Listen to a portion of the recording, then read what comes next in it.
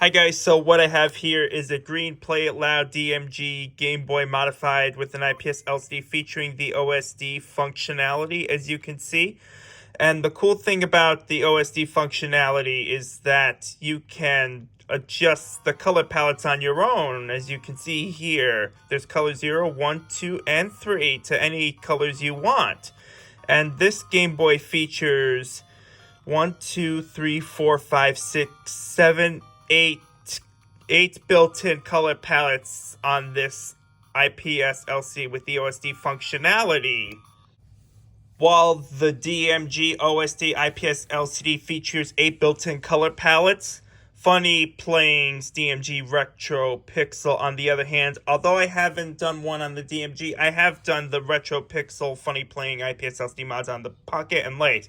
So anyways, the FunnyPlaying Retro Pixel DMG and Game Boy Pocket, which also works on the Game Boy Lite, consists of 36 color palettes, which the OSD has way fewer color palettes than the FunnyPlaying Retro Pixel mod IPS LCD for the DMG Game Boy and Game Boy Pocket. And again, also works on the Japanese exclusive Game Boy Lite. As you can see here, I'm showing you the all 36 of the color palettes included with the FunnyPlaying Retro Pixel IPS LCD mod on this Game Boy Lite, and I'm also going to do it on the Game Boy Pocket as well.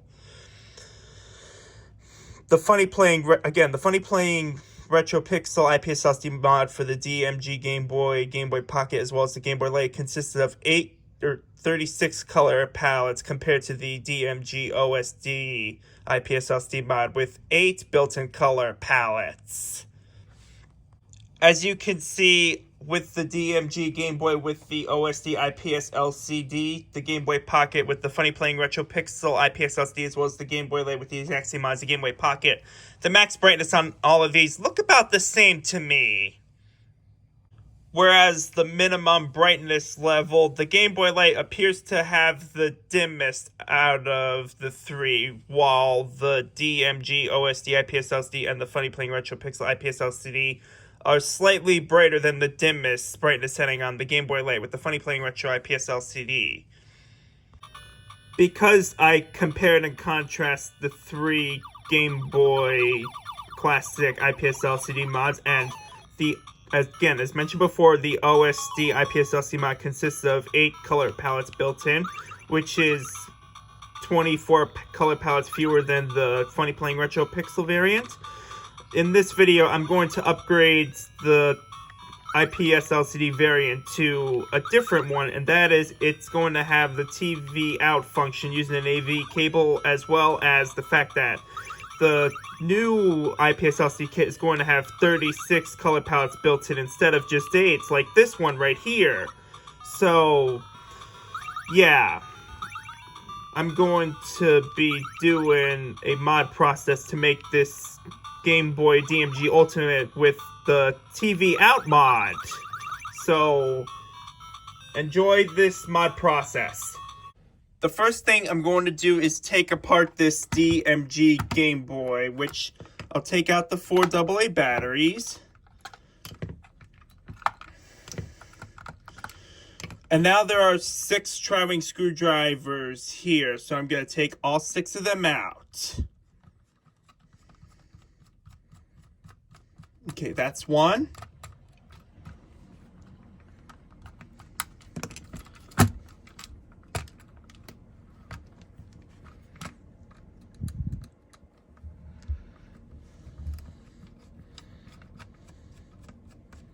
That's 2.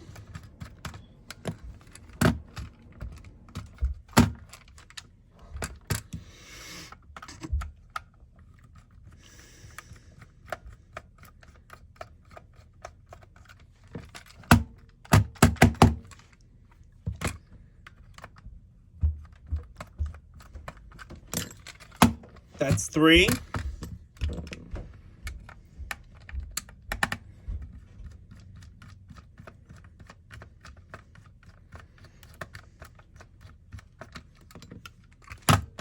Four. 2 more to go.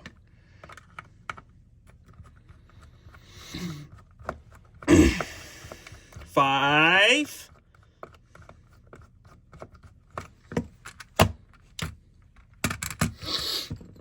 and 6.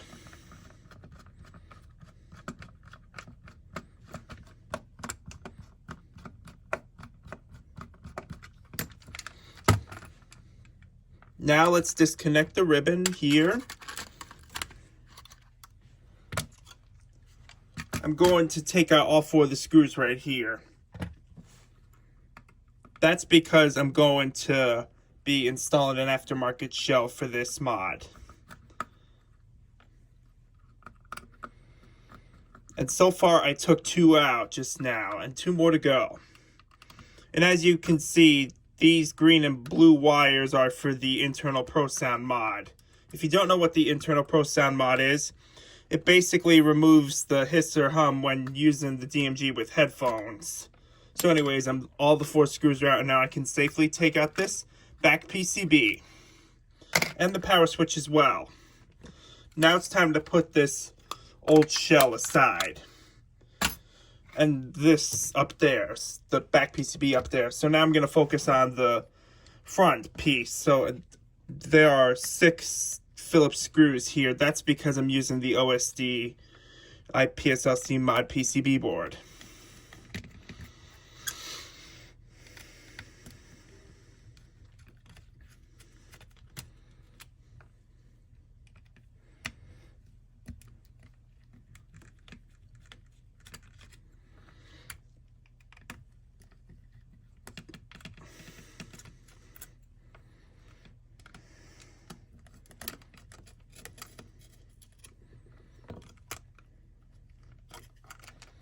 So now the PCB is out, and I'm going to be reusing this speaker here, as well as the buttons in there too. Now I'm going to put this old shell with the OSD mod installed, except for the fact that I'm going to desolder the speaker off this PCB here right now.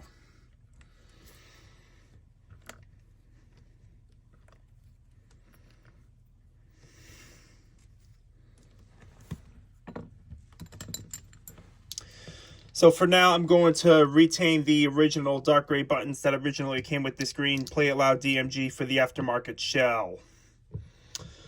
I ordered new dark gray buttons from Retro Modding as well as a start and select pad, but I'm going to retain the D-pad and A and B silicone pads. Anyways, I'm letting the soldering iron warm up right now, and I'm going to remove this speaker here. While I'm here, I'm going to also remove this back ribbon right there too, which is used for the OSD mod from connecting the OSD mods, the ribbon.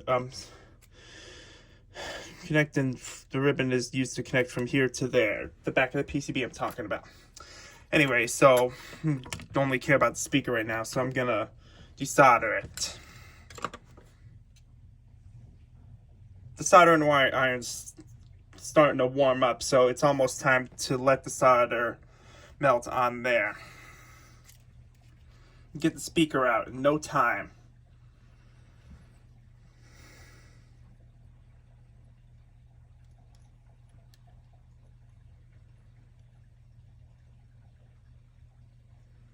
I put solder on my soldering iron now, off camera. Because when I say off camera, I'm focusing on this, not the soldering iron right now. So anyways, the soldering iron seems to be warm enough to remove the speaker's wires. So I'm going to do that as of right now.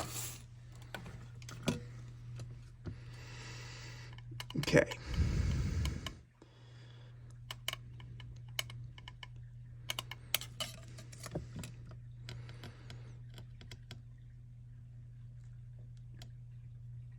So that's one speaker out of there, I think.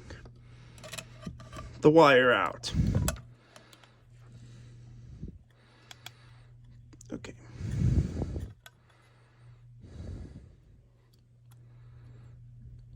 There's one speaker out of there, and 2 now. I will be retaining the speaker for the newer IPS LCD mod with AV out functionality. So now I can put this OSD IPS LCD PCB board aside. Okay, so today I bought a Play It Loud gray glass lens, a brand new DMG green Game Boy shell, which looks very similar to this old one, which is the Play It Loud green. Dark gray buttons, new IPS LCD kit with the ability to enable the AV out mod, and this AV cable designed for this mod right here. So I'm going to be doing a comparison between this new green shell and this old green shell now. Okay, so as you can see here, both the aftermarket and OEM green shells look about the same, and I noticed something different here. Can you see the lettering of the phones between this shell and the OEM shell? The phones, the lettering of the font on the phones actually seem slightly different compared to this one. And let's focus on the back.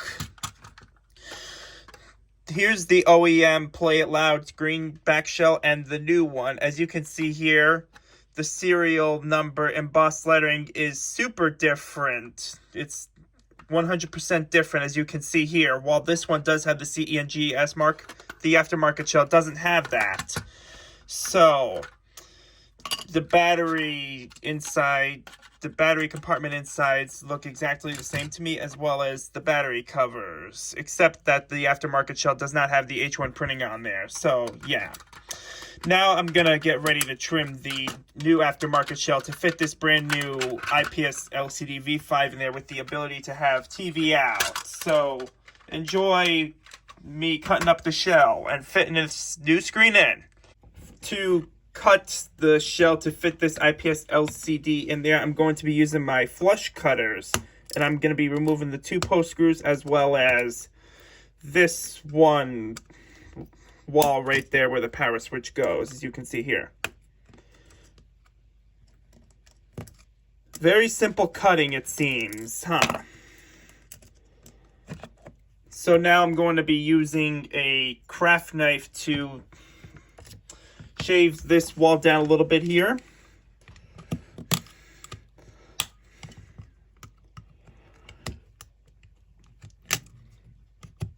And shave a little bit of the plastic down on these 2 posts in which I have removed.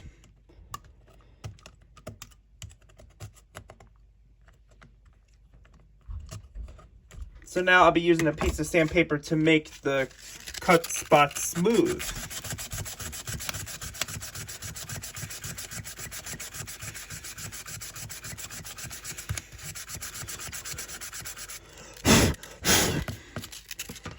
Now that I made the 2 posts cut it down smooth with sandpaper, I'll be doing the wall right here now.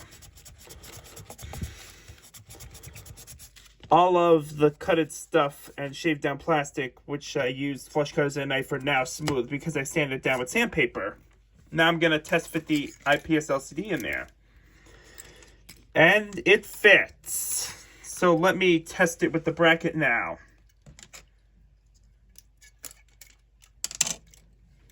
Let me disconnect the cable right here.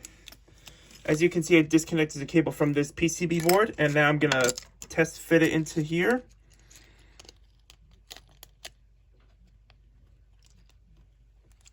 And as you can see, wait.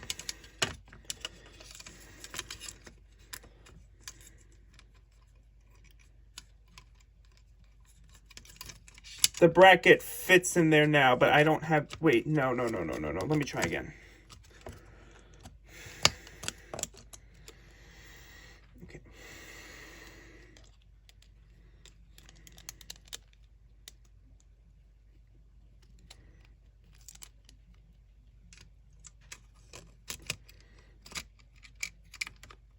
Give me a sec.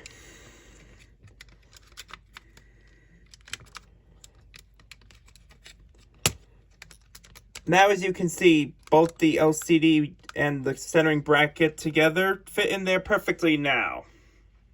Okay, so now I'm testing out this brand new IPS V4 LCD kit. As you can see here, the contrast wheel is working. When I scroll it down, it decreases the brightness. When I scroll it up, it increases the brightness, as you can see here. when I click on the contrast wheel, I'm changing the color palettes on the screen. And there are 36 color palettes total included with this IPS LCD mod. So if I hold the contrast wheel for a few seconds, the OSD menu pops up. Battery display on or off. TV on or off. TV mode, original aspect ratio or full screen. Color adjust, factory mode. And reset. Ta-da! This LCD kit works. And as you can see here, I screwed the back PCB onto the back shell with all four of the Phillips screws, as well as the dark gray power switch, as you can see here. So now I'm going to be soldering wires to enable the TV out function.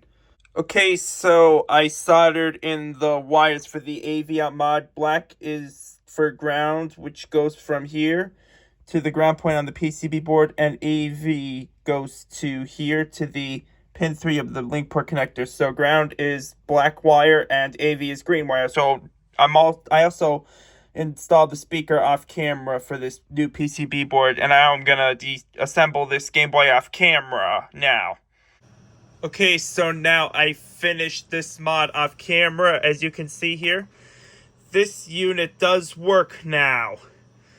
And I'm running Tetris on this Game Boy right now, so I'm going to be testing it out. The buttons. As you can see, all the buttons on this Game Boy work fine. And as you can see, there is a major difference between this IPS LCD kit, which is the version 5 featuring the AV out capability, compared to the version 4 OSD IPS LCD. This LCD is a lot smaller than the OSD IPS display and the FunnyPlaying Retro IPS LCD kit, and even a little bit smaller than the original Game Boy's LCD. But this kit does have 36 color palettes compared to the V4 OSD IPS LCD kit, which is a lot more than that. So I'm going to test out the TV functionality now. I paused this game, so hit the contrast wheel for a few seconds. TV mode on.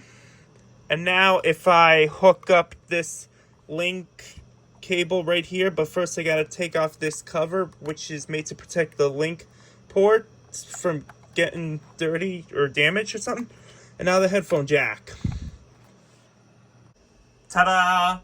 The TV out functionality is now working, and now I can play my Game Boy DMG through the TV using an AV out cable. So now, while the color palettes the changeable color palettes work on the DMG Game Boy through the handheld mode, you can also do it on the TV, as you can see here. And as mentioned before, this IPS LCD kit consists of 36 built-in colored palettes compared to the V4 OSD IPS LCD mod with only 8 colored palettes.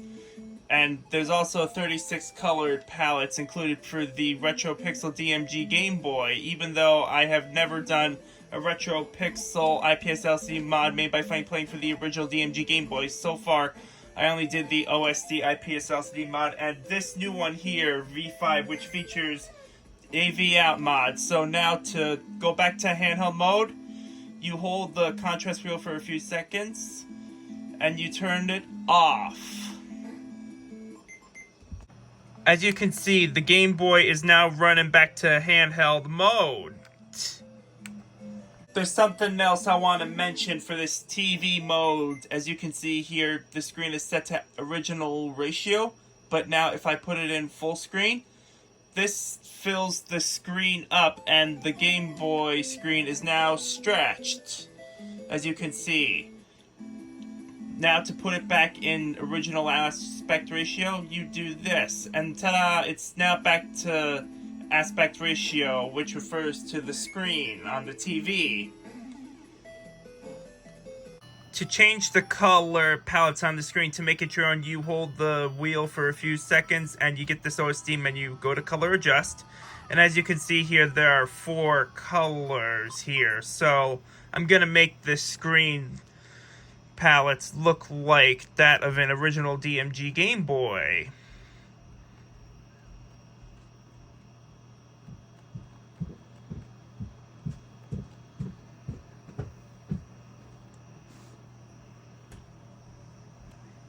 Color 0 is done. Now moving on to color 1.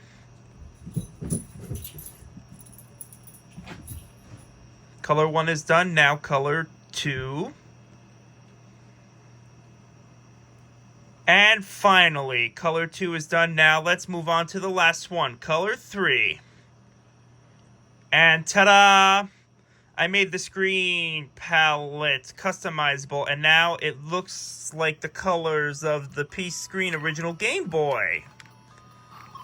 So, yeah, this video is complete just about. And so if you like this video, why don't you give it a thumbs up and please subscribe to my channel for future content.